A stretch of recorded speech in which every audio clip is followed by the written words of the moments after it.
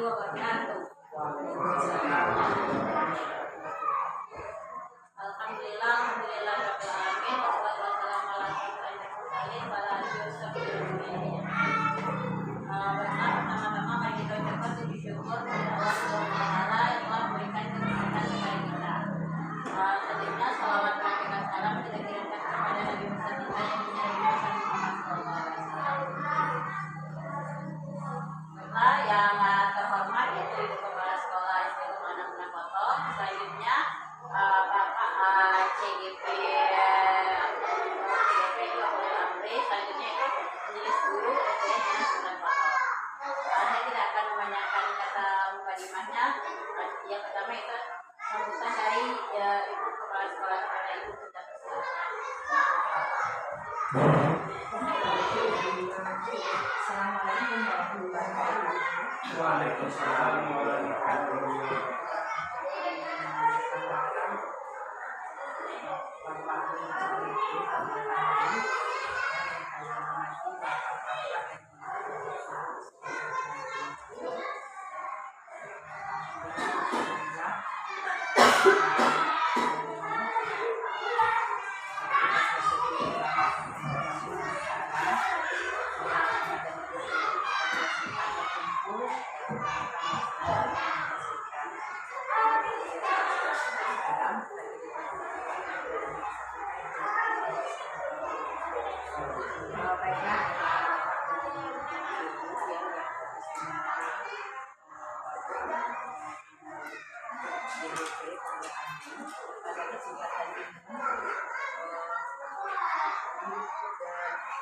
CGP nanti ya bertugas, ini merupakan satu tugas ya bagi para CGP dalam melaksanakan kegiatannya, dalam melaksanakan tugasnya yang terdapat pada mobil-mobil tertentu.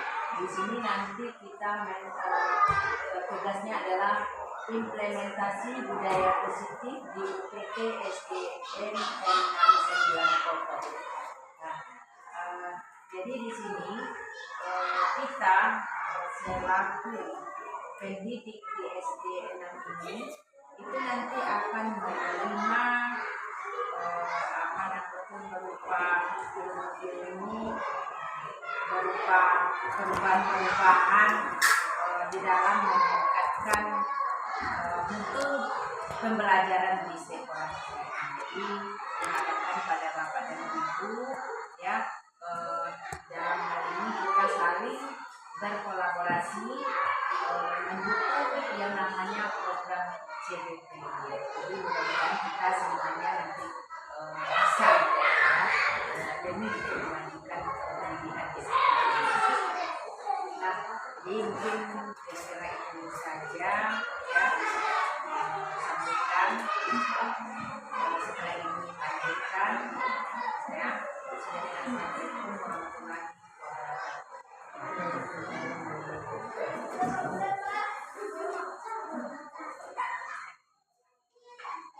Terima kasih diucapkan kepada kepala sekolah. Selanjutnya itu presentasi aksinya guru penggerak implementasi budaya positif UPT SDN Anak Koto oleh Bapak Ibu. Kepada Bapak kita persilakan.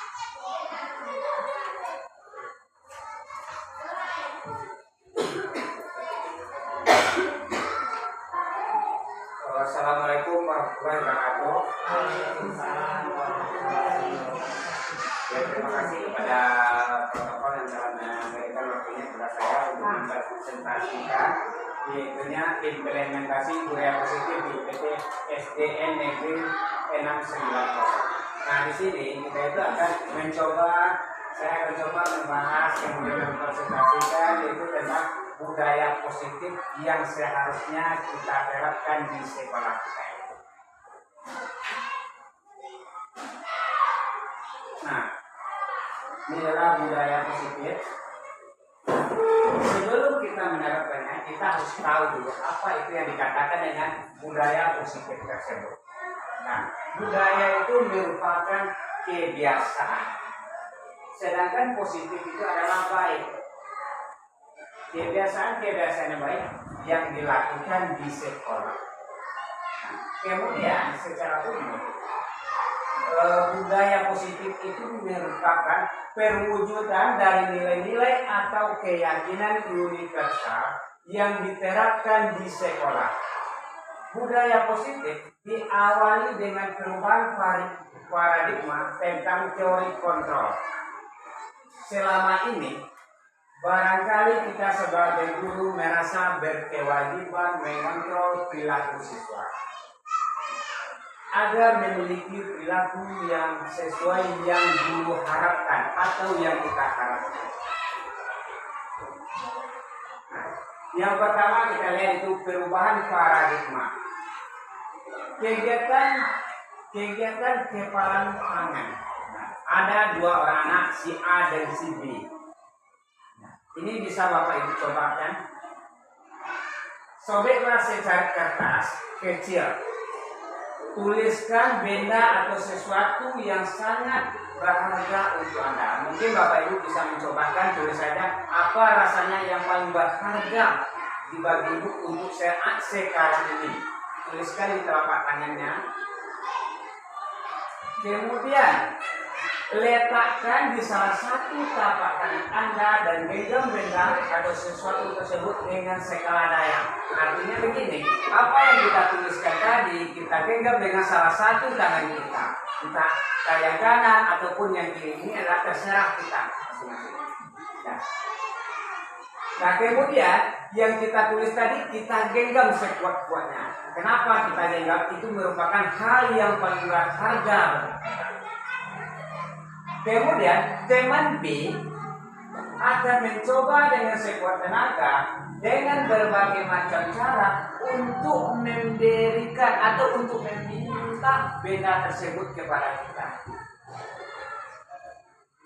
B bisa membujuk, mengancam, menghardik, merayu, menyuap, apa saja bisa dilakukan oleh si B ini agar mendapatkan apa yang ada dalam genggaman tangan kita tadi. Ingat Bapak Ibu, yang Bapak Ibu genggam itu adalah hal yang sangat berharga bagi Bapak Ibu. Kira-kira apa yang akan terjadi?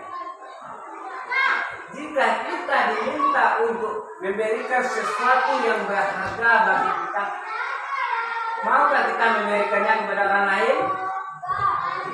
Mungkin tidak ada satu orang pun yang mau memberikan apa itu yang berharga kepada orang tersebut. Di antara kita tentu mempunyai berbagai hal. Mungkin yang Bapak ini yang paling berharga mungkin baginya keluarga. Ibu ini mungkin yang paling berharga adalah pekerjaan ataupun yang lainnya. Jika kita diminta untuk memberikan itu, apakah kita mau memberikan kepada yang lain? Kita lanjutkan. Kemudian perubahan paradigma stimulus respon, teori kontrol atau teori pilihan. Siapa sesungguhnya yang memiliki kontrol? Nah, ini adalah tugas kita sebagai guru. Siapa sebenarnya yang memiliki kontrol tersebut? Yang pertama itu stimulus respon. Kemudian teori kontrol atau pilihan. Nah, di stimulus respon kita mencoba mengubah orang agar berpandangan sama dengan kita. Apakah kita bisa memaksakan seseorang supaya dia pandangannya sama dengan kita? Sama halnya dengan hal yang berharga bagi mereka. Nah, kemudian teori kontrol atau pilihannya, kita yang seharusnya kita lakukan, kita berusaha memahami pandangan orang lain tentang dunia. Sebab setiap orang itu mempunyai pandangan yang berbeda.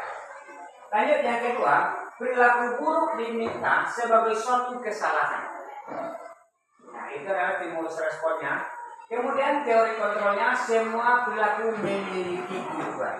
Jadi setiap perilaku anak kita perilakunya seperti ini, tujuannya mungkin ada. Yang satu perilakunya ini, tujuannya juga ada. Yang lain begini, tujuannya ada. Kemudian yang ketiga, orang lain bisa mengontrol saya. Apakah orang lain bisa mengontrol saya? Belum tentu. Begitu juga dengan kita di sekolah ini, kita sebagai guru guru atasan kita kepala sekolah, apakah kita bisa dikontrol sepenuhnya oleh kepala sekolah?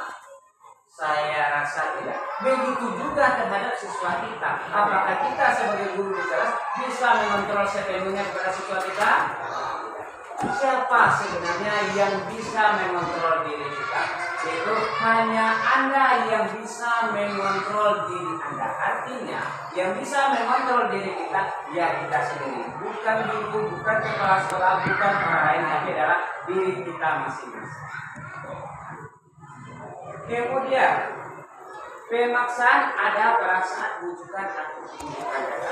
Nah, sekarang kita membujuk seseorang tetapi dia tidak mau, makanya kita paksa. Jadi disebut dengan bujukan gagal. Kemudian, kolaborasi dan konsensus menciptakan pilihan-pilihan baru. Nah, di sini diharapkan kita itu berkolaborasi, membuat konsekuensi, menciptakan pilihan-pilihan baru. Itu jawabannya. Kemudian yang terakhir, model berpikir menang kalah. Di sini diibaratkan ada dua pertentangan, si A dengan si B di sini berdebat. Di sini bukan diharapkan mencari yang satu yang menangnya, yang satu kalahnya, tidak yang seperti itu. Tapi dalam teori kontrol yang diharapkan itu adalah menang berpikir menang.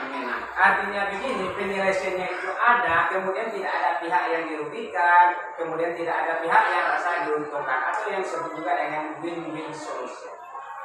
Nah, kita lanjut. Kemudian bagaimana seorang bisa merubah dari pada stimulus respon kepada pendekatan teori kontrol? Stephen Covey mengatakan bahwa bila kita ingin membuat kemajuan perlahan-lahan, sedikit demi sedikit, ubahlah sikap atau perilaku Anda. Namun bila kita ingin memperbaiki cara-cara utama kita, maka kita perlu merubah kerangka acuan kita. Ubahlah bagaimana Anda melihat dunia, bagaimana Anda berpikir tentang manusia. Ubahlah paradigma Anda. Skema pemahaman dan penjelasan aspek-aspek tertentu tentang realitas. Nah, artinya begini Bapak Ibu, bukan yang berubah itu mulailah dari diri kita secara beransur-ansur sedikit demi sedikit. Jangan kita itu mencoba untuk mempengaruhi atau mengontrol orang lain, tapi mulailah dari diri kita. Kemudian lama-kelamaan teman kita atau teman sejauh kita akan tertarik dan ikut bergabung bersama kita. Kemudian kita lanjutkan disiplin positif dan nilai-nilai kebajikan universal. Apakah makna disiplin? Disiplin itu berasal dari bahasa Latin disciplina, yang artinya belajar. Makna asal dari kata ini berkonotasi dengan disiplin diri dari murid-murid Sokrates dan Plato. Nah, disiplin diri membuat orang menggali potensinya menuju sebuah tujuan. Apa yang dia hargai? Namun dalam budaya kita, makna disiplin telah berubah menjadi sesuatu yang dilakukan seseorang pada orang lain untuk mendapatkan kepatuhan. Kecenderungan umum adalah menghubungkan kata disiplin dengan ketidaknyamanan, bukan dengan apa yang kita hargai atau pencapaian suatu tujuan yang mulia. Kita lanjutkan. Disiplin diri dapat membuat seseorang menggali potensinya menuju kepada sebuah tujuan mulia, sesuatu yang dihargai dan bermakna. Dengan kata lain, disiplin diri juga mempelajari bagaimana cara kita mengontrol diri dan bagaimana menguasai diri untuk memilih tindakan yang mengacu pada nilai-nilai yang kita hargai agar tercapai tujuan yang mulia yang kita inginkan. Dengan kata lain, seorang yang memiliki disiplin diri berarti mereka bisa bertanggung jawab terhadap apa yang dilakukan karena mereka mendasarkan tindakan mereka pada nilai-nilai kebajikan universal. Kita masuk kepada nilai-nilai kebajikan universal. Nilai-nilai kebajikan adalah sifat-sifat positif manusia yang merupakan tujuan mulia yang ingin dicapai setiap individu. Nilai-nilai tersebut bersifat universal dan lintas bahasa, suku, bangsa, agama maupun latar belakang. Setiap perilaku atau perbuatan memiliki tujuan.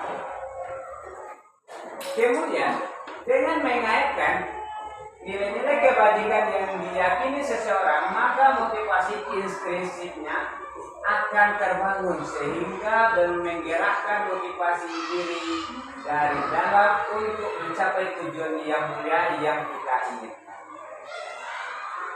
Nilai-nilai kebajikan yang ingin dicapai oleh setiap anak Indonesia kita kenal dengan profil pelajar Pancasila.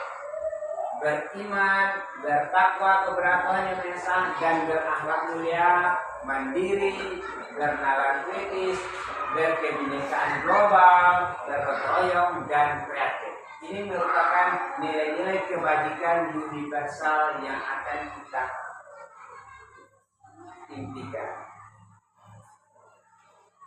Sebagai pendidik, tujuan kita adalah menciptakan anak-anak yang memiliki disiplin diri hingga mereka bisa berperilaku dengan mengacu pada nilai-nilai kebajikan universal dan memiliki motivasi intrinsik, bukan ekstrinsik.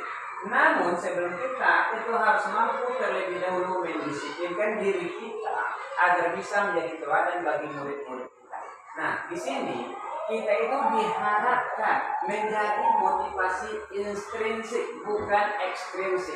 Yang intrinsik itu adalah motivasi yang timbul dari dalam diri kita masing-masing. Sedangkan ekstrinsik itu adalah motivasi yang timbul dari luar diri kita karena faktor X.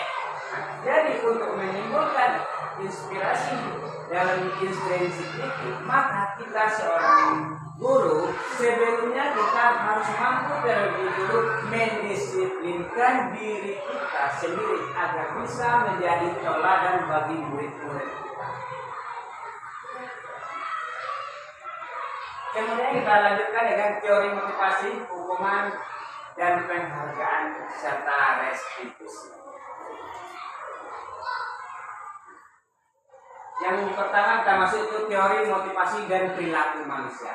Di sini akan kita lihat yang pertama, untuk menghindari ketidaknyamanan, hukuman apa yang akan terjadi apabila saya tidak melakukannya. Jadi di sini seorang anak itu akan berpikir apa yang akan terjadi jika saya tidak mematuhi peraturan sekolah. Kalau anak mematuhi peraturan sekolah karena ada sesuatu hal, ini merupakan motivasi dari luar diri, eksternal. Yaitu hanya mau patuh karena ada hukuman atau sanksi. Nah, kemudian yang kedua, untuk mendapatkan imbalan dari orang lain. Anak itu mau melakukan sesuatu karena ada imbalan. Seperti contoh, kita memberikan hadiah kepada anak. Siapa nanti yang nilainya tertinggi, Bapak akan kasih ini. Ternyata itu bukanlah motivasi yang seharusnya kita harapkan. Tetapi di pemberian hadiah itu merupakan motivasi eksternal yang berasal dari luar diri siswa tersebut. Sama dengan yang pertama tadi. Nah, yang selanjutnya, untuk menghargai diri sendiri, saya akan menjadi orang seperti apabila saya melakukan. Nah, inilah yang ketiga, inilah yang kita harapkan, itu tentang teori motivasi. Itu teori motivasi yang timbul dari dalam diri siswa kita tersebut, yang disebut dengan motivasi internal. Nah, selanjutnya, menurut Ki Hajar Dewantara, merdeka itu artinya tidak hanya terlepas dari perintah, akan tetapi juga cakap buat memerintah diri sendiri. Artinya kita itu bukan memerintahkan orang lain, tetapi kita juga harus bisa memerintah diri apa. Kira-kira seperti apa perintah kepada diri kita itu? Itu mengenai diri kita. Baik, kita lanjutkan. Nah, sekarang kita masuk dihukum oleh penghargaan. Kira-kira apa yang sedang kita coba bahas itu, bahwa penghargaan berlaku sama dengan hukuman. Dalam arti meminta atau membujuk seseorang melakukan sesuatu untuk memenuhi suatu tujuan tertentu dari orang yang meminta atau membujuk. Dorongan eksternal dan ada faktor ketergantungan. Nah, ini beberapa dampak pemberian penghargaan atau hadiah atau reward yang kita berikan selama ini. Yang pertama itu pengaruh jangka pendek dan jangka panjang. Reward itu atau hadiah itu memberikan pengaruhnya terhadap siswa itu dalam jangka pendek, bahkan ada dalam jangka panjang. Artinya begini, kita di saat anak itu berhasil, kita berikan sesuatu yang menurutnya menarik, ini mungkin akan diingatnya selamanya. Tetapi jika kita memberikan penghargaan atau hadiah kepada anak yang tidak sepatutnya dia terima atau kurang berkenan dengan hatinya atas usaha yang dilakukan, mungkin ini bersifat jangka pendek. Kemudian yang kedua, penghargaan hukuman. Selanjutnya, penghargaan mengurangi ketepatan. Nah, apa maksud mengurangi ketepatan ini? Mungkin di sini, contohnya kita dalam kelas menjanjikan kepada siswa kita, siapa nanti yang siap pertama akan Bapak kasih hadiah. Nah, tentu setiap anak itu akan berkompetisi untuk melakukannya, ingin cepat menyelesaikannya. Tapi hasilnya bagaimana? Yang namanya ingin cepat, tentu hasilnya tidak tepat. Mungkin ada kekurangan, tidak sesuai yang diharapkan dalam tujuan pembelajaran kita. Kemudian yang selanjutnya, penghargaan tidak efektif. Nah, penghargaan itu boleh kita lakukan, tetapi penghargaan itu tidak selamanya efektif untuk siswa kita bisa. Kemudian kita lanjutkan, penghargaan merusak hubungan. Nah, ini yang paling parah nih Bapak Ibu. Penghargaan itu bisa merusak hubungan. Di saat kita memberikan sesuatu kepada orang lain, mungkin yang menang dapat penghargaan, yang kalah tidak. Kemudian yang menang ini bilang kepada temannya bahwa saya menang kepada dapat ini, dapat itu. Mungkin yang menang itu merasa bangga, sedangkan yang tidak dapat itu merasa direndahkan. Maka itu akan merusak hubungan di antara siswa. Kemudian selanjutnya, penghargaan menurunkan kualitas. Nah, penghargaan tersebut akan menurunkan kualitas. Ini hampir sama dengan mengurangi ketepatan tadi. Untuk mendapatkan hadiah, kita itu menyelesaikan sesuatu itu dengan secepatnya tanpa memperhatikan hasilnya. Kemudian penghargaan mematikan kreativitas. Di dalam kelas, siswa kita tentu memiliki tingkat pengetahuan dan kecerdasan yang berbeda. Di saat kita memberikan tugas, kemudian menjadikan berupa penghargaan atau hadiah, yang pengetahuannya lemah ini, dia ini akan pasrah. Untuk apa kita buat? Yang dapat hadiah itu tetap yang akan pintar, yang juara. Nah, ini anggapannya sehingga kreativitas anak tersebut tadi mati. Kenapa? Karena adanya penghargaan. Yang selanjutnya, penghargaan mengurangi motivasi intrinsik. Yaitu mengurangi motivasi intrinsik atau motivasi yang timbul dari diri kita. Sebab anak itu mau bekerja, mau melakukan sesuatu hanya untuk mendapatkan hadiah. Sebagaimana yang kita ketahui, hadiah itu merupakan motivasi eksternal atau yang berasal dari luar diri anak tersebut. Kita lanjutkan. Kemudian selanjutnya, hukuman, konsekuensi, dan restitusi. Nah, hukuman ini bersifat tidak rencana atau tiba-tiba. Murid tidak tahu apa yang akan terjadi dan tidak dilibatkan. Hukuman bersifat satu arah, yaitu dari guru kepada siswa. Sementara murid hanya menerima tanpa ada kesepakatan atau pengarahan dari guru sebelum atau sesudahnya. Hukuman bisa berupa fisik atau psikis sehingga anak tersakiti oleh perbuatan atau kata-kata. Yang selanjutnya yaitunya konsekuensi. Konsekuensi sudah terencana atau telah disepakati, sudah dibahas dan disetujui oleh murid dan guru. Umumnya dibuat oleh guru dan murid sudah mengetahui sebelumnya, tetapi murid tetap dibuat tidak nyaman untuk jangka waktu yang pendek.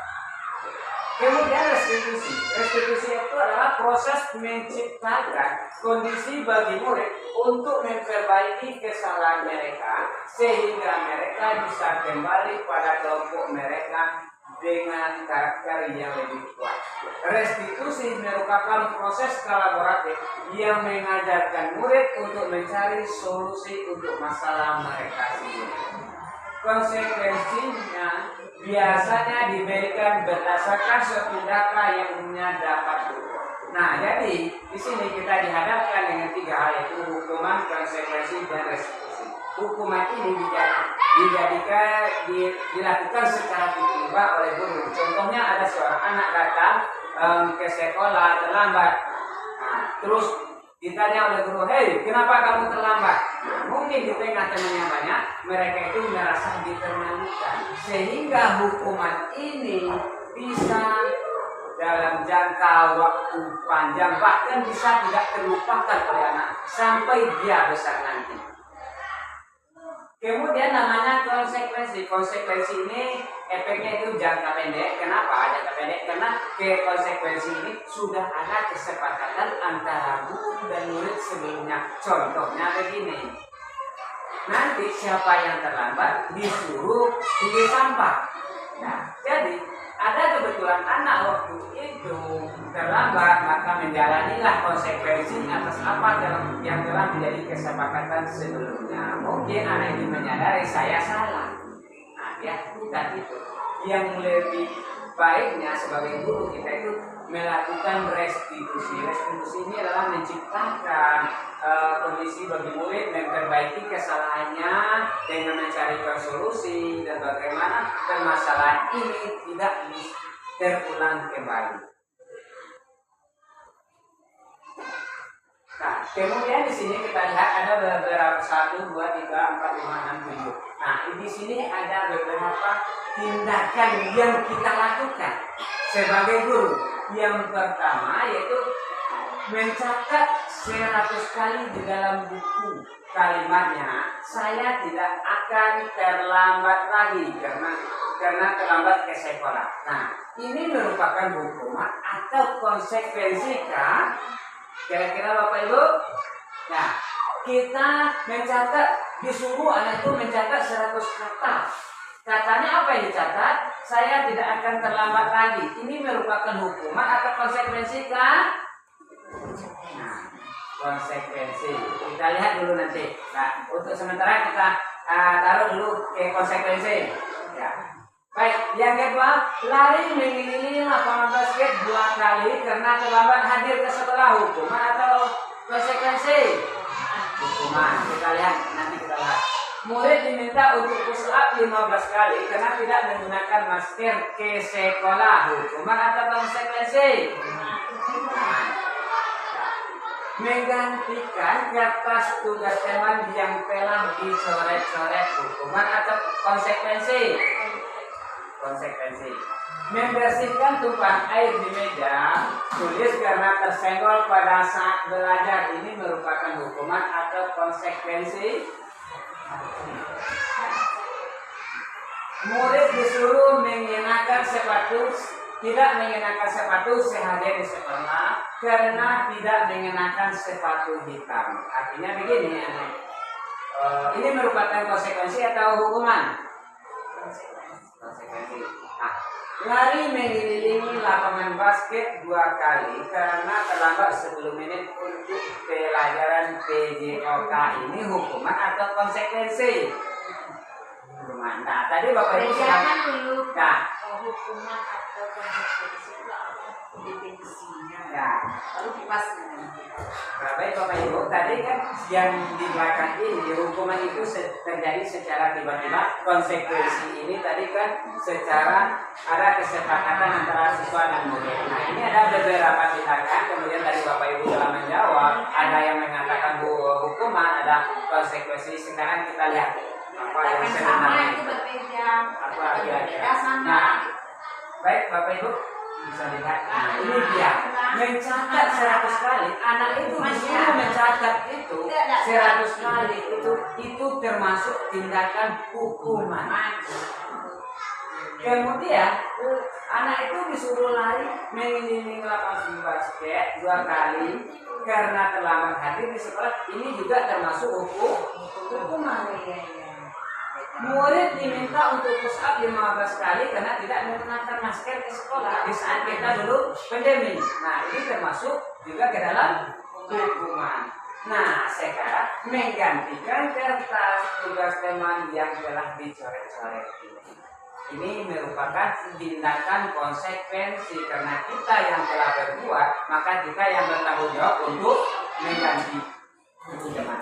Kemudian membersihkan tumpahan air di meja tulis karena tersenggol pada saat belajar. Ini termasuk konsekuensi. Murid disuruh untuk tidak mengenakan sepatu seharian di sekolah karena tidak menggunakan sepatu hitam. Mungkin ada seorang anak datang ke sekolah, sepatunya itu warnanya putih, makanya ini bertentangan dengan peraturan sekolah kita. Maka anak itu diambil sepatunya, disuruh 1 hari itu tidak menggunakan sepatu di sekolah. Nah, ini adalah merupakan hukuman. Nah, yang terakhir ini bagaimana Bapak Ibu menyikapinya? Lari mengelilingi lapangan basket 2 kali karena terlambat 10 menit untuk pelajaran PJOK. Ini hukuman atau konsekuensi? Nah, mungkin Bapak Ibu bingung kenapa ini menjadi konsekuensi. Kata kuncinya ada di pelajaran PJOK. Kita tahu PJOK itu untuk pelaksanaan prakteknya. Yang pertama ada dulu pemanasan. Mungkin teman yang lain telah melakukan pemanasan tadi, dia tidak sempat karena terlambat, maka disuruh lari. Ini merupakan termasuk konsekuensi. Jadi tidak semuanya merupakan hukuman dan ada juga konsekuensinya, itu tergantung situasinya seperti apa. Kemudian kita lanjutkan. Nah, perbedaan hukuman dan konsekuensi. Nah, hukum itu sesuatu yang menyakitkan, harus terjadi. Itu adalah hal yang sangat menyakitkan yang harus terjadi.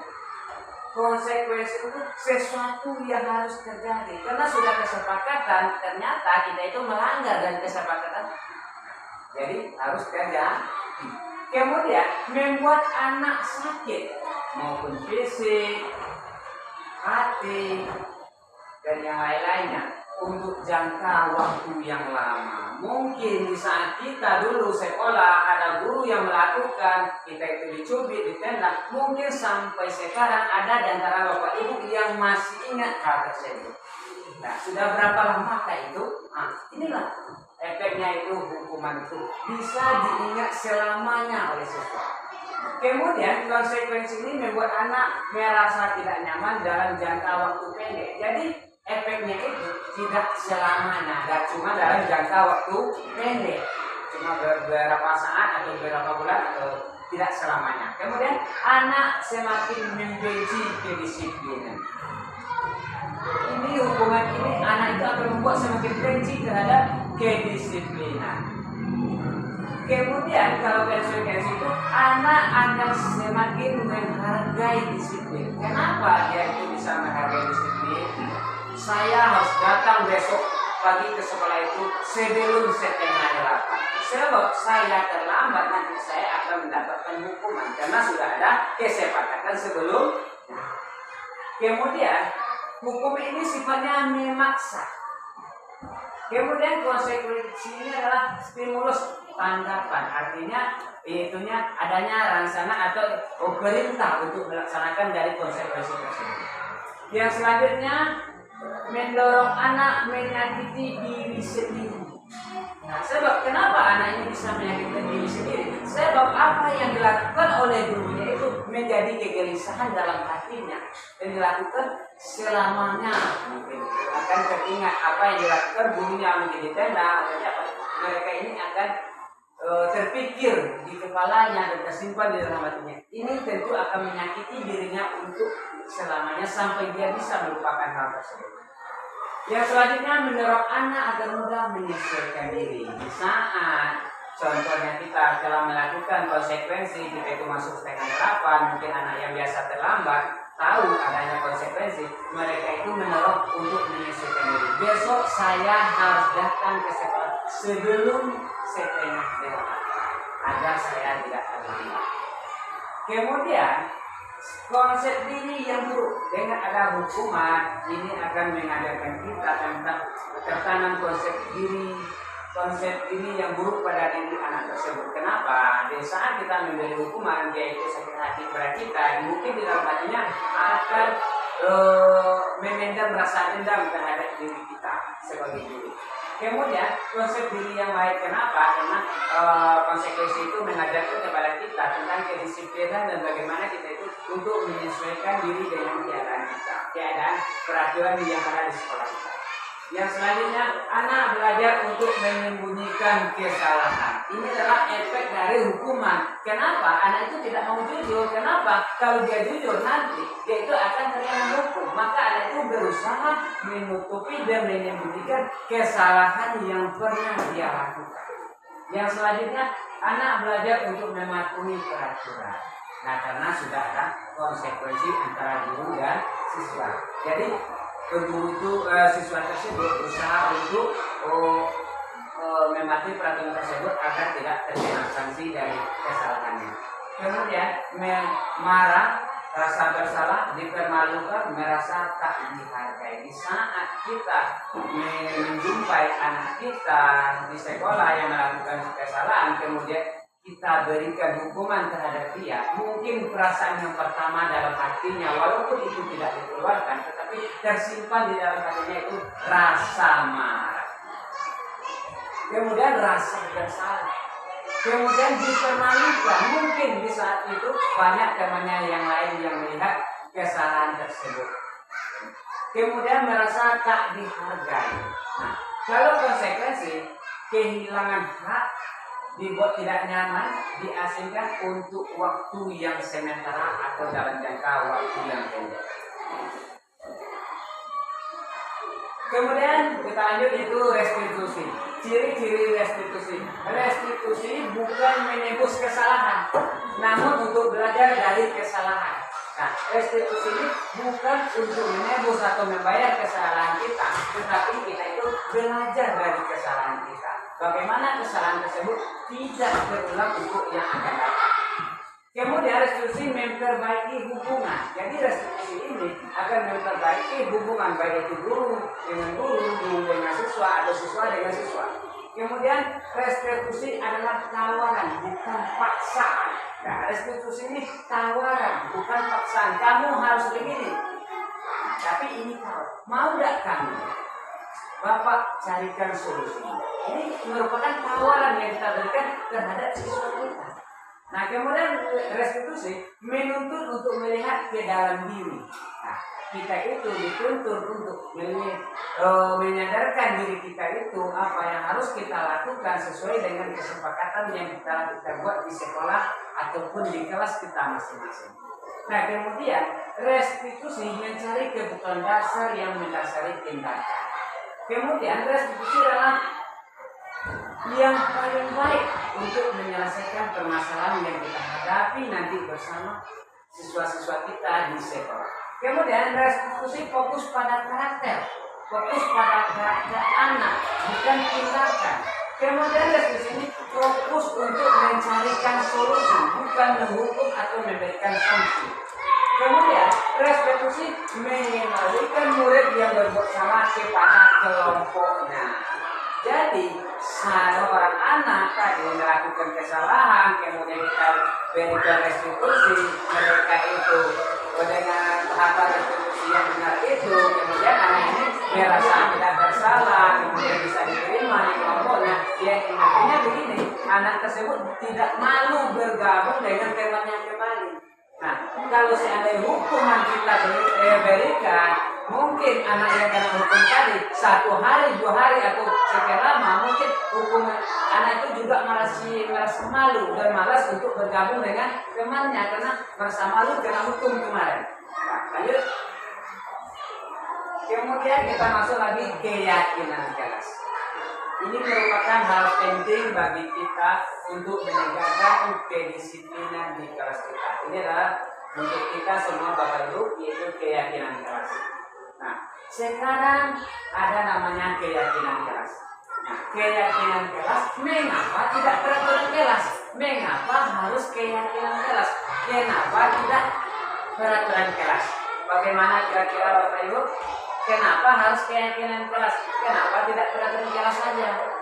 Yang selama ini kita kenalkan peraturan kelas. Kenapa dirubah? Kan itu pertanyaannya. Kira-kira ada yang tahu tidak? Baik, saya akan coba menjelaskan yaitu tentang keyakinan kelas dan peraturan kelas. Ini merupakan hal yang sifatnya mengatur, tetapi cara pembuatannya atau penyusunan. Yang pertama kita masuk dulu peraturan. Ya sebagaimana kita ketahui, peraturan itu hanya bersifat satu arah dari guru kepada murid. Yang menyusun peraturan kelas atau peraturan sekolah ini adalah guru sendiri tanpa melibatkan murid. Nah, sedangkan keyakinan kelas itu merupakan kesepakatan yang dibuat oleh dua belah pihak, yaitunya guru dan murid. Kita tanyakan kira-kira apa kesepakatan kelas kita untuk semester ini dengan menggunakan kata-kata yang positif. Mungkin pagi kami makan dulu di kelas. Kalau itu menjadi kesepakatan kita antara semua siswa dan murid, ya dipersilakan. Yang pada intinya menimbulkan rasa aman dan nyaman dan menyenangkan terhadap siswa kita.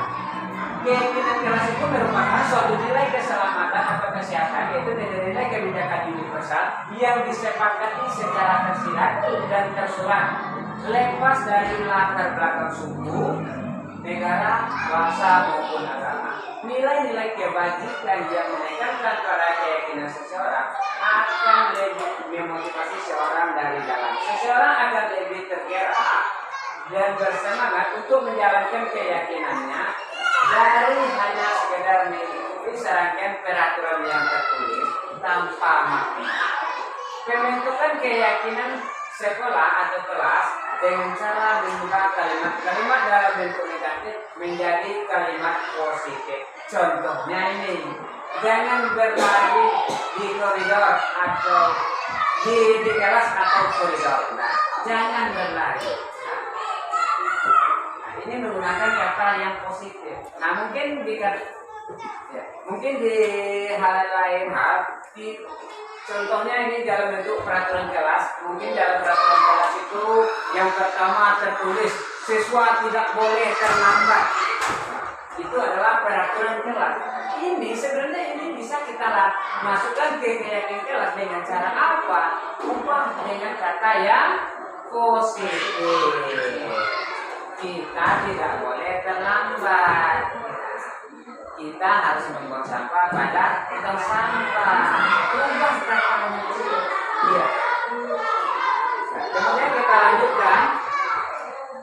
Nah, jadi di sini ada peraturan dan keyakinan kelas.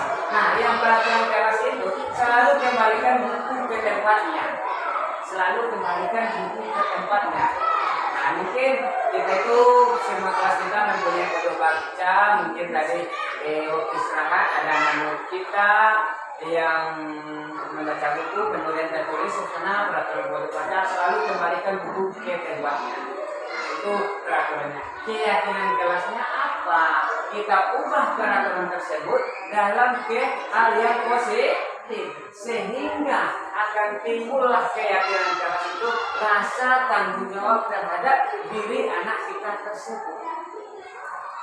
Kemudian dilarang mengganggu orang lain. itu peraturannya. Tetapi kita ubah dalam hal yang positif, maka timbullah keyakinan keras dalam diri anak itu menghormati orang lain. Selanjutnya, jangan berlari di kelas atau koridor. Nah, ini apa keyakinan kelasnya? Yaitu keselamatan dan keamanan dari anak tersebut. Nah, kita masuk lagi 5 kebutuhan dasar manusia. Nah, manusia itu kita sebagai manusia memiliki 5 kebutuhan dasar. Yang pertama itu kebutuhan bertahan hidup, itu kebutuhan berupa makan dan minum. Kemudian rasa kasih sayang dan rasa diterima, itu kebutuhan akan hubungan dan koneksi sosial, kebutuhan untuk memberikan dan menerima kasih sayang, dan kebutuhan untuk merasa menjadi bagian dari suatu kelompok. Yang selanjutnya penguasaan. Yang selanjutnya terus yaitu kebebasan, kebutuhan akan pilihan. Kemudian kesenangan, kebutuhan untuk merasa senang. Nah, kita lanjutkan. Nah, di sini Dimas berusia 17 tahun. Ia senang sekali ketika ayahnya mulai mengajarkan cara menyetir mobil. Setiap akhir pekan ia berlatih menyetir. Ia terlihat senang sekali berlatih sampai akhirnya dia bisa menyetir mobil dengan baik dan lancar. Ketika ibunya bertanya kepada Dimas apa yang membuat dia ingin bisa menyetir mobil, ketika jawaban Dimas yang pertama, ini jawaban Dimas, kemudian kebutuhan apa yang terpenuhi. Nah, yang pertama, aku merasa bangga menyetir. Berarti anak itu merasa bangga dengan saya itu merupakan penguasaan karena saya sudah bisa. Kemudian dia kedua, biar bisa jalan-jalan di mobil sama teman-teman. Itu merupakan kasih sayang dan bisa diterima. Kenapa? Kita itu memberikan sesuatu kepada anak kita dan tapi dalam batasan tertentu. Nah, kemudian aku senang bisa pergi ke tempat-tempat yang aku suka. Ini merupakan kebebasan karena kebebasan ini juga merupakan kebutuhan kita sebagai manusia. Yang selanjutnya menyetir mobil itu seru. Itu merupakan kebutuhan kesenangan. Nah, untuk itu Bapak Ibu, untuk memberikan 5 kebutuhan dasar kepada manusia ini, kita terapkan nanti dalam kelas kita. Mungkin untuk kesenangannya, yaitu kita berikan SBT untuk mendapatkan kepenuhan kebutuhannya tersebut. Kemudian kebebasan, artinya begini dalam melakukan tugas. Tidak kita harus buat ini, buat itu, tapi kita beri kebebasan. Kemudian dengan kasih sayang itu dengan memperlakukan sesuatu secara adil tanpa membeda-bedakan antara yang pintar dengan yang bodoh. Kemudian penguasaannya juga kita berikan karena 5 kebutuhan dasar ini harus terpenuhi. Lanjut. Kemudian kita masuk lagi 5 posisi kontrol. Kira-kira sebagai guru kita di mana kita harus menempatkan diri kita dalam 5 posisi kontrol ini. Yang pertama itu penghukum. Penghukum itu seorang hukum bisa menggunakan hukuman fisik maupun hukum verbal. Orang yang menjalankan posisi penghukum senantiasa mengatakan bahwa setelah menemukan sistem atau alat yang dapat lebih menekan murid-murid lebih dalam lagi. Guru yang menjalankan posisi penghukum akan berkata, patuhi aturan saya. Ini kata guru penghukum. Kamu selalu saja salah. Selalu yang terakhir kamu yang selesai. Nah, ini adalah tindakan guru sebagai penghukum. Ini kata-kata yang disampaikan atau dalam bahasa Angelai. Ini adalah satu kata. Itu guru yang bertindak sebagai penghukum. Sekarang kita masuk yang kedua itu membuat merasa bersalah. Pada posisi ini guru biasanya akan bersuara lebih lembut. Suaranya lebih lembut. Membuat merasa bersalah akan menggunakan keheningan yang membuat orang lain merasa tidak nyaman, bersalah atau rendah diri. Kata yang keluar dengan lembut akan saya tertunggu. Mungkin ibu atau bapak, ibu sangat kecewa sekali dengan sikapnya. Ini kata ini yang kita sampaikan kepada anak kita. Bapak sangat kecewa dengan kamu. Walaupun ini tidak dikeluarkan dengan suara lembut, tetapi akan membuat anak itu merasa bersalah dan bersalah. Kemudian yang kedua, berapa kali Bapak harus memberitahu kamu? Ini yang kita katakan kepada anak kita. Jadi semakin merasa dirinya itu bersalah terhadap anak tersebut. Kemudian ada lagi katanya, gimana coba kalau orang tua kamu tahu kamu berbuat seperti ini? Mereka anak tersebut akan merasa bersalah dan merasa terpojokkan. Nah, di posisi ini, murid akan memiliki penilaian diri yang buruk tentang diri mereka. Murid merasa tidak berharga dan telah mengecewakan orang-orang di sekitarnya.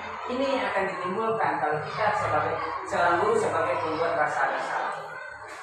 Kemudian kita lanjutkan, yaitu posisi yang ketiga ini teman. Nah, guru pada posisi ini tidak akan menyakiti murid, namun akan tetap berupaya mengontrol murid melalui persuasi atau mengajak. Kemudian posisi teman pada guru bisa negatif maupun positif. Posisi positifnya di sini berupa hubungan baik yang terjalin antara guru dan murid tersebut.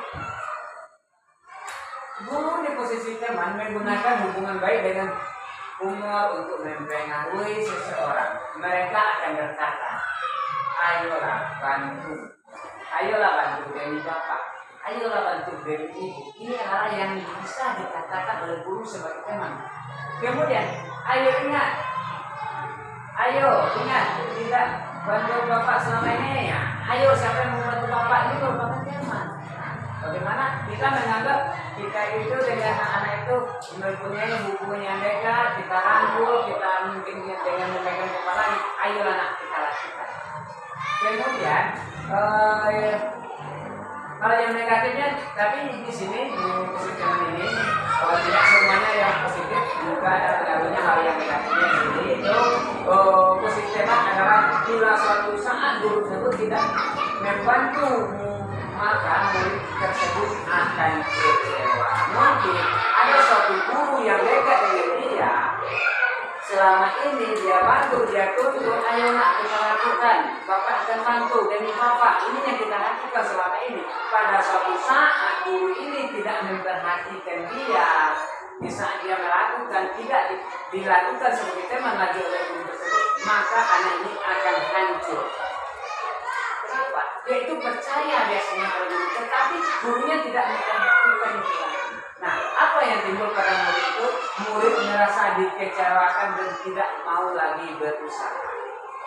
Nah, yang selanjutnya ini pemantau. Pemantau berarti mengawasi. Pada saat kita mengawasi, kita bertanggung jawab atas perilaku orang yang kita awasi.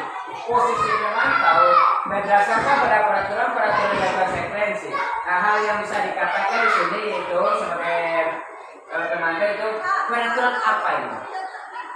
Mungkin kita lihat anak kita itu sedang nyusun peraturan di sekolah, kemudian kita lihat dari jauh, kemudian peraturan itu tidak dilaksanakan oleh siswa kita. Contohnya begini, buanglah sampah pada tempatnya, ini kan peraturan yang ada di sekolah kita. Kemudian kita waktu istirahat kita kebetulan nampak anak kita yang membuang sampah di sembarang tempat. Kemudian kita tanya, peraturan semacam apa ini? Ini yang kita lakukan.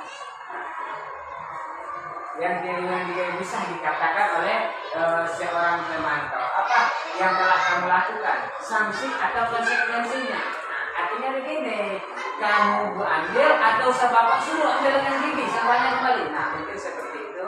Jadi posisi pemantau sendiri berawal dari teori stimulus respon yang menunjukkan tanggung jawab guru dalam mengontrol guru. Kemudian posisi kontrol yang terakhir itu manajer. Nah, manajer ini, posisi manajer adalah posisi di mana guru berbuat sesuatu bersama dengan murid, mempersilahkan murid bertanggung jawab dan perilakunya mendukung murid agar dapat menemukan solusi atas permasalahan sendiri. Seorang manajer telah memiliki keterampilan di mana posisi teman maupun pemantau dan dengan demikian bisa menjadi di waktu-waktu tertentu kembali kepada emosi tersebut bila diperlukan. Seorang manajer akan berkata apa yang kita yakini kembali ke keyakinan kelas kita, apa yang telah kita susun bersama siswa sebelumnya di kelas atau keyakinan sekolah kita. Kemudian pertanyaannya juga, apakah kamu meyakininya? Jika kamu meyakini, apakah kamu bersedia memperbaikinya?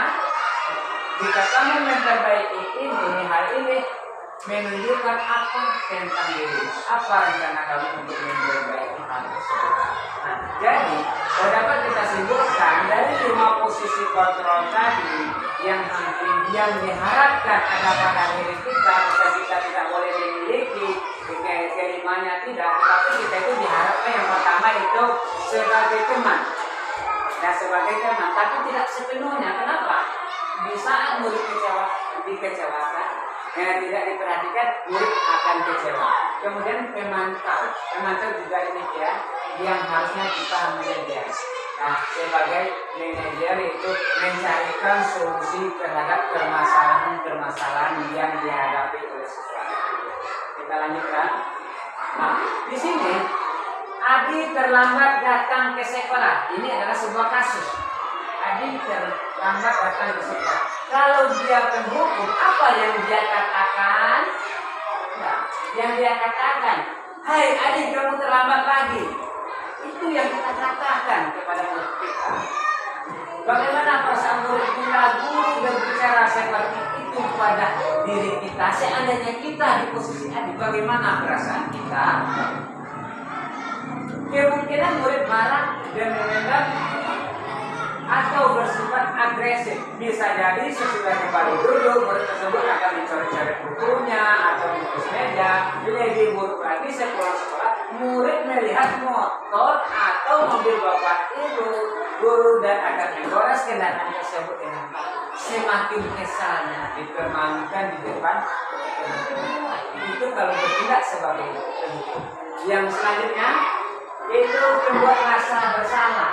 Di saat Adi terlambat tadi, kemudian kita tanyakan, Adi, kamu ini bagaimana ya? Kamu sudah berjanji dengan ibu tidak akan terlambat lagi. Kamu kenapa ya senang sekali mengecewakan ibu? Ibu benar-benar kecewa sama kamu. Ini yang kita ucapkan kepada Adi. Bagaimana rasa perasaan Adi? Murid akan merasa bersalah telah mengecewakan ibu atau bapak ibunya. Murid akan merasa menjadi orang yang gagal dan tidak sanggup membahagiakan orang lain. Kadang-kala sikap seperti ini lebih berbahaya dari sikap penghukum karena emosi tertanam rapat di dalam diri tersebut dan menahan perasaan. Tidak seperti murid dengan guru penghukum di mana murid bisa melupakan amarahnya walaupun dengan cara yang negatif. Murid tertekan seperti inilah yang tiba-tiba meletus amarahnya dan bisa menyakiti diri sendiri dan orang lain. Kemudian ini yang sebagai teman. Di saat Adi terlambat, Adi, ayolah, bagaimana sih kamu? Kemarin kamu sudah janji ke bapak kita. Kenapa terlambat lagi? Ini yang kita sampaikan. Ya sudah, tidak apa-apa. Duduk sana, nanti Pak Guru bantu kami.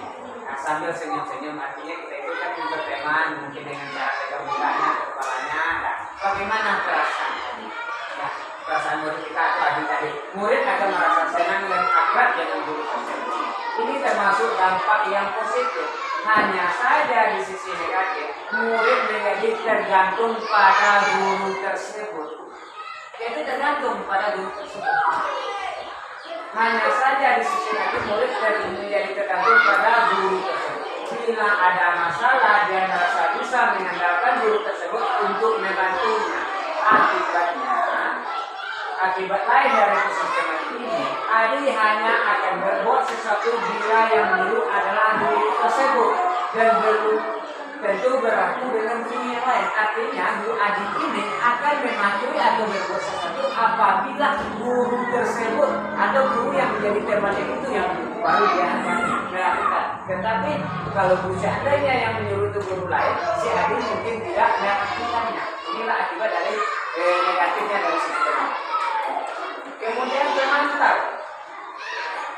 Adik, tahukah kamu jam berapa kita mulai? Tahu Pak, kamu terlambat 15 menit. Apakah kamu sudah mengerti konsekuensi yang harus dilakukan bila terlambat? Paham Pak, saya harus tinggal kelas pada saat jam istirahat nanti dan mengerjakan tugas ketertinggalan saya. Ya benar, nanti pada saat jam istirahat kamu harus tinggal di kelas untuk menyelesaikan tugas yang tertinggal tadi. Saya tunggu. Bagaimana perasaan adik kira-kira ke murid kita? Nah, murid memahami konsekuensi yang harus dijalaninya karena telah melanggar salah satu peraturan sekolah. Guru tidak menimbulkan sesuatu yang emosi yang berlebihan, menjadi marah atau membuat rasa bersalah. Murid tetap dibuat tidak nyaman dengan harus tinggal pada waktu yang istirahat dan mengerjakan tugas di saat ini. Murid tersebut tetap tidak merasa nyaman dengan hal itu. Yang selanjutnya itu manajer. Nah, ini kita ada kesepakatan antara guru dan siswanya. Adik, apakah kamu mengetahui jam berapa sekolah dimulai? Tahu Pak, jam 7. Ya, jadi kamu terlambat. Kira-kira bagaimana kamu akan memperbaiki masalah ini?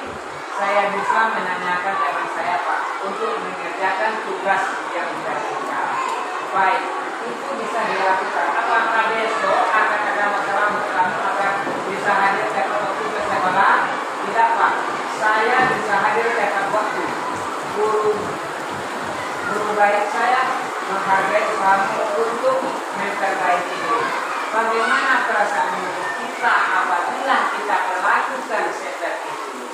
Kalau seandainya kita itu memperhatikan murid kita, mungkin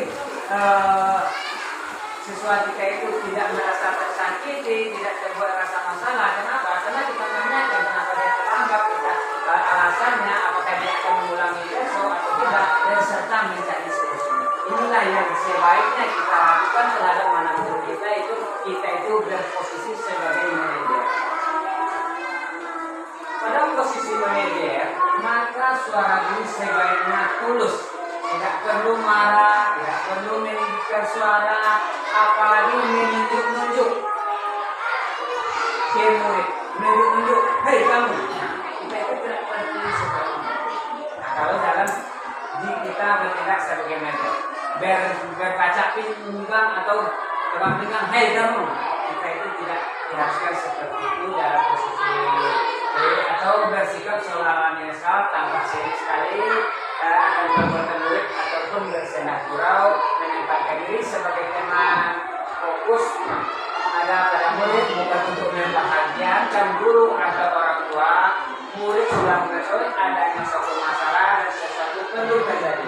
Bila guru mengambil posisi teman, kalau guru akan melihat apa konsekuensi dan apa peraturannya. Namun pada posisi manajer, guru akan mengembalikan tanggung jawab pada murid untuk mencari jalan keluar permasalahan, tentu dalam bimbingan guru. Nah di sini ini ada sebuah tabel, di sana ada identitas gagal, identitas berhasil atau sukses. Ini yang pertama identitas gagal. Ini dari kontrol dari luar atau eksternal. Kemudian yang berhasilnya dari luar juga dengan pemberian reward tadi. Kemudian identitas berhasil atau sukses dari kontrol diri, itu dari dalam, artinya dari intrinsik dari diri siswa tersebut. Kemudian motivasinya guru berbuat. Pada saat terhukum, apa yang dilakukan guru? Guru menghardik, menunjuk-nunjuk, menyakiti, menyindir. Ini yang dilakukan guru sebagai penghukum. Nah, kemudian membuat orang merasa bersalah. Apa yang dilakukan guru? Berceramah dan mengatakan seharusnya ibu kecewa, bapak kecewa. Nah, tentu anak semakin merasa bersalah. Kemudian teman, apa yang akan dilakukan? Membuatkan alasan-alasan untuk muridnya. Dan teman tahu menipu dan menipu. Yang manajer itu mengajukan pertanyaan-pertanyaan terhadap kesalahan-kesalahan yang dilakukan oleh muridnya. Apa penyebabnya? Kemudian mencarikan solusi terhadap permasalahan siswanya tersebut. Kemudian guru berkata, di saat kita hukum, guru itu akan berkata, kalau kamu tidak melakukan, awas, rasakan nanti. Ini yang kita katakan. Kalau sebagai orang merasa bersalah, kamu seharusnya kamu sudah tahu itu telah sekali. Kalau sebagai teman, apa yang kita dilakukan oleh guru? Ayolah lakukan demi bapak, lakukan demi ibu, sambil merangkul atau mengulang. Kemudian sebagai pemantau, apa peraturannya? Kemudian yang sebagai manajer, apa yang kita yakini, apa yang bisa kau kerjakan untuk memperbaiki permasalahan ini? Misalnya permasalahan apa jalan keluarnya? Kemudian hasilnya berkaitan dengannya yang berkualitas, murid berkata, dampak pada murid. Nah, murid berkatanya mungkin di saat kita memberi hukuman, biarkan saja. Nanti juga marah-marah lagi. Nah, ini yang timbul dari dalam siswa tersebut. Di saat kita memberikan hukuman terhadap anak tersebut, kemudian untuk anak merasa bersalah, yang perbuatan yang dia lakukan, maafkan saya, Bu, Bapak, ini yang bisa dilaksanakan. Kemudian seperti teman, saya pikir Bapak, Ibu, teman saya ternyata begitu. Ini adalah ada menimbulkan rasa kecewaan. Yang selanjutnya, kenapa berapa banyak bintang yang saya harus peroleh, berapa halaman yang harus saya tulis. Ini yang keluar dari siswa tersebut. Apa yang harus saya lakukan supaya ini enak ini, atau apa yang harus saya lakukan supaya saya ini diperlakukan secara adil. Ini yang dilakukan. Kemudian manajer, bagaimana cara saya bisa memperbaiki? Minta solusi. Bagaimana saya ini Bapak untuk memperbaiki kesalahan ini, apa? Kemudian kita lanjutkan. Nah, yang terakhir ini adalah segitiga restitusi. Nah, ini merupakan hal yang sangat penting dalam kita sebab kita itu dihadapkan dengan berbagai karakter siswa kita. Nah, kemudian dengan jumlah yang banyak, tentu akan ada perselisihan atau permasalahan-permasalahan yang timbul di sekolah kita. Dan ini kita harus mengetahui tahapan-tahapan restitusi segitiga. Di restitusi segitiga ini ada 3 tahap. Yang pertama itu menstabilkan identitas. Itu yang bagian bawah, menstabilkan identitas. Di saat menstabilkan identitas ini, kita bisa menanyakan, setiap orang pasti pernah melakukan kesalahan. Nah, bisa anak itu merasa bersalah, jangan kamu aja yang salah, jangan.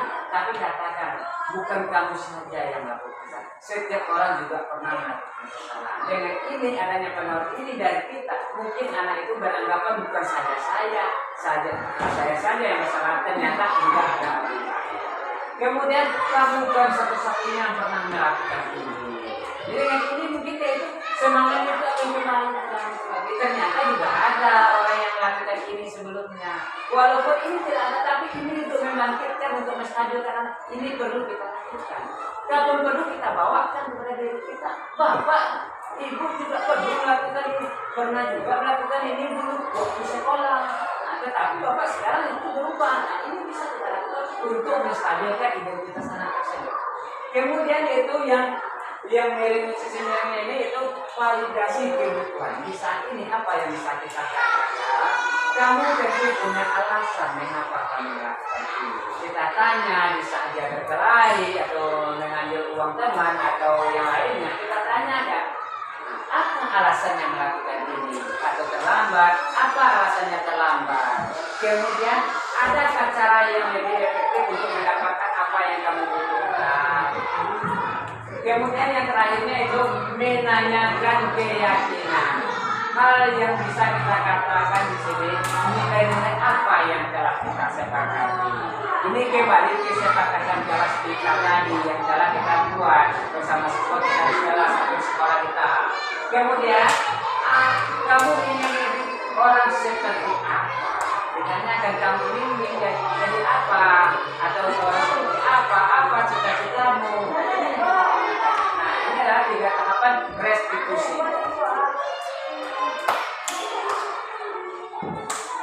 Nah, tiga restitusi ini dirancang oleh Dian Gosen dalam bukunya Restitusi Disiplin tentang 3 sisi dari segi 3 restitusi. Proses yang ketiga tahapan tersebut didasarkan pada prinsip-prinsip utama dari teori kontrol.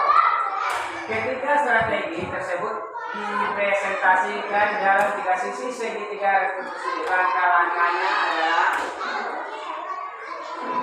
menstabilkan integritas.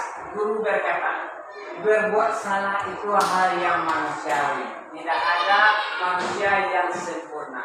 Bapak Ibu juga pernah berbuat salah. Kita pasti bisa menyelesaikan permasalahan ini. Bapak Ibu tidak tertarik untuk mencari tahu siapa yang benar, siapa yang salah. Bapak Ibu lebih tertarik untuk menyelesaikan masalah. Kalau kamu menyalahkan dirimu sendiri terus-menerus, apakah kamu bersikap baik pada dirimu sendiri? Sehingga apa? Ini untuk membuat anak merasa biasa. Karena berbuat salah jadi positif terhadap dirinya. Kemudian validasi kehidupan. Guru berkata, apa yang dikatakan guru? Mungkin yang pertama, kamu bisa saja melakukan hal yang lebih, tapi kamu tidak melakukannya, kan? Kamu pasti punya alasan kenapa kamu melakukan hal itu. Apa yang penting bagimu? Kamu boleh berusaha menjaga sikap itu, tapi tambahkan sikap yang lain itu yang baru. Kemudian, maukah kamu belajar cara lain untuk mendapatkan yang kamu butuhkan tanpa harus memukul? Kemudian, apakah kamu bisa melakukan dengan baik besok nanti? Nah, ini yang kita tanyakan di saat anak melakukan kesalahan, tanyakan alasannya. Kemudian yang terakhir itu menanya, ini langkah ketiga restitusi itu adalah yang ketiga, guru berkata. Apa yang dikatakan guru pada saat ini? Apa nilai yang kita percaya di sekolah atau di kelas kita? Kembalikan keyakinan kelas. Sebab di awal semester kita itu telah menyusun keyakinan kelas bersama siswa kita. Bisa di tahap ketiga restitusi kita tanyakan hal itu. Apa nilai yang kita percaya di kelas kita ini? Atau apa nilai yang kita telah sepakati di kelas kita? Mungkin ada anak yang terlambat, kemudian kita panggil, kemudian kita tanyakan alasannya, kita stabilkan dulu, kemudian tanya alasannya. Di posisi ini kita akan tanyakan, terlambat itu termasuk keyakinan kelas atau tidak? Sudah jelas, anak itu menjawab tidak. Apa keyakinan kelas kita? Itu yang kita tanyakan. Kemudian apa nilai-nilai yang nilai-nilai universal apa yang telah kita sepakati? Kemudian kelas yang ideal itu yang seperti apa? Kamu ingin jadi anak yang seperti apa? Apa yang kamu rasakan ketika kamu melakukan hal itu? Kamu menjadi orang yang seperti apa? Ini adalah pertanyaan-pertanyaan yang bisa kita lakukan pada restitusi tahap yang ketiga, itu menanyakan keyakinan. Nah, mungkin demikian aja. Sebelum saya tutup, mungkin untuk masalah restitusi tadi, saya akan menampilkan sebuah restitusi. Itu saya sudah carikan. Mungkin bisa kita lihat seperti apa pelaksanaan restitusi itu.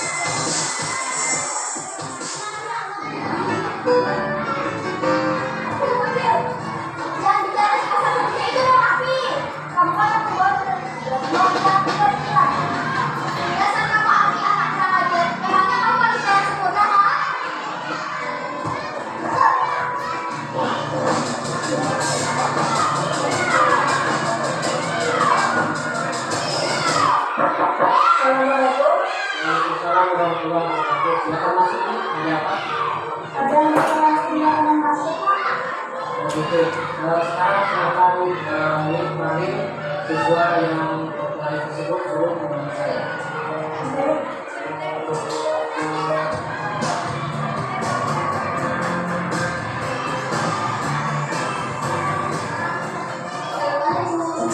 Waalaikumsalam, silakan masuk ini. Gimana ini kabarnya hari ini? Ini tentunya sudah tahu ya kenapa hidup dipanggil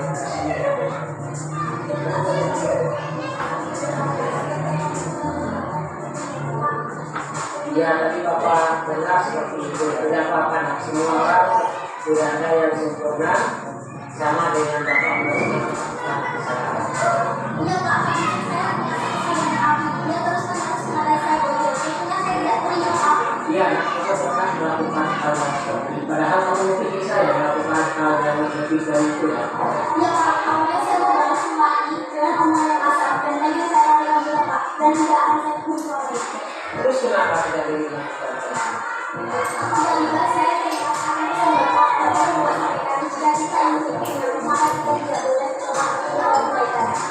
Baiklah, di sini Bapak tidak tertarik untuk mencari siapa yang salah atau siapa yang benar ya. Di sini kita ingin mencari solusi dari masalah ini buat diri kita. Iya Pak. Bapak bangga pada di rumah ini dan diriku juga harus bangga dengan diri sendiri karena sudah bisa mengendalikan emosinya sampai tidak berada pada puncak emosinya. Ya Pak, saya sangat bersyukur karena saya cepat menghadapi hal saya bersalah. Menurut diri, saya ingin pola seperti apa yang sudah dilakukan saat ini. Saya tidak percaya Pak kalau saya menghormati atau teman itu sangat penting Pak karena bisa menciptakan suasana yang tidak sehat. Kalau seperti itu, apa tindakan diri selanjutnya? Iya Pak, rencana saya mau berbagi lagi dengan saya dengan Asa. Pertama saya akan menyaki dan menanyakan keadaannya. Kedua saya akan Ya, alhamdulillah, apalagi sudah menemukan kelas yang baik, sehingga kehidupannya di sekolah aman, tertib, dan disiplin. Ya Pak. Nah, sekarang Bapak memberi penghargaan dan apresiasi kepada diri atas seperti hari ini yang telah menunjukkan bahwa diri masih mempercayai dengan jelas dan telah dibuat. Dan kita sama-sama berharap semoga teman-teman yang lain mengikuti jejak apa yang telah dilakukan hari ini. Baiklah, sekarang Bapak persilakan diri untuk melakukan apa yang sudah dilakukan tadi. Sekali lagi Bapak ucapkan terima kasih atas partisipasi yang kita sangat baik.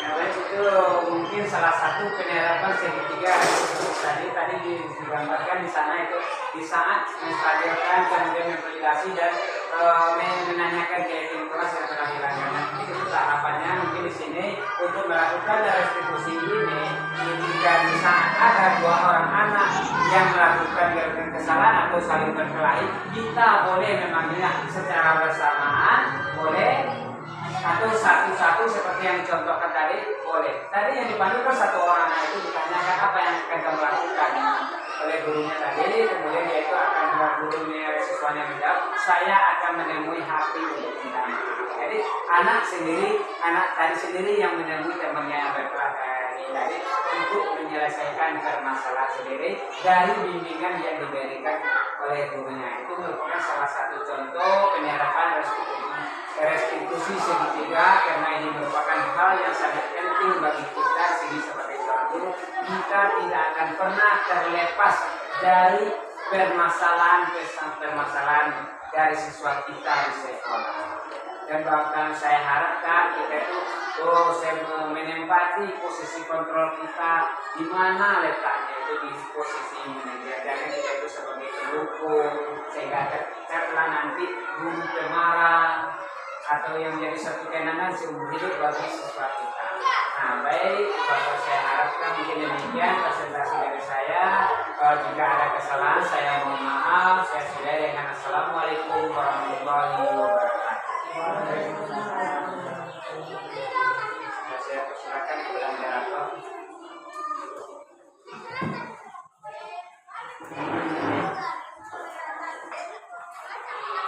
Baiklah, terima kasih kita ucapkan kepada Bapak Ulil Amri atas waktunya. Semoga apa yang telah diberikan tadi bisa bermanfaat untuk kita semua.